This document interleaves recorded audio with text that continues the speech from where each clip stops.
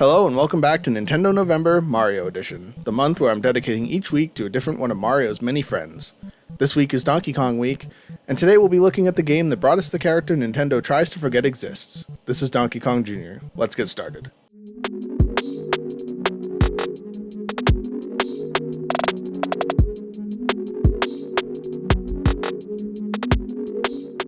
Donkey Kong Jr. is surprisingly different from the original Donkey Kong.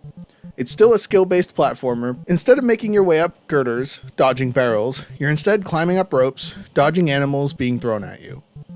But I would say the biggest twist here is the fact that, for one of the first and only times, Mario is the villain. Which is crazy, because knowing modern Nintendo, they would never let anything like that happen ever again.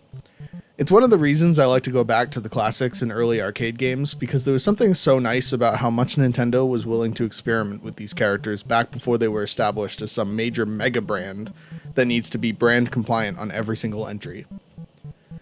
DK Jr. has the same gameplay loop as its predecessor, in that there are only 4 levels, and once you finish, you're looped back to the first level, and the enemies and obstacles get harder or more frequent with every loop you complete. I would argue that this game is a lot harder, especially for me. Those creatures that Mario throws out that climb up and down the ropes are just really annoying, especially in levels like the ones where you're pushing the keys up to free Donkey Kong. Those chompers get super annoying and almost always plant themselves in such a way that makes completing the level near impossible, especially in later loops when they're more likely to show up and they move faster.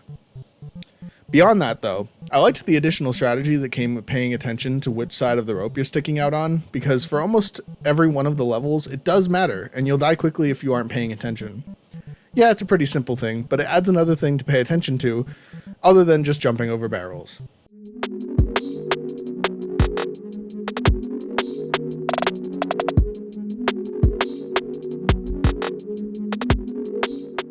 This game is a great sequel, keeping a lot of the same concepts while evolving all of them quite significantly.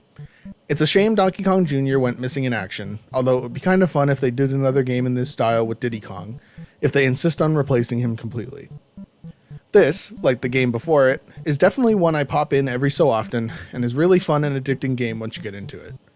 Have you played Donkey Kong Jr.? Let me know in the comments below, and don't forget to subscribe while you're down there. Thanks for watching, and I'll see you tomorrow.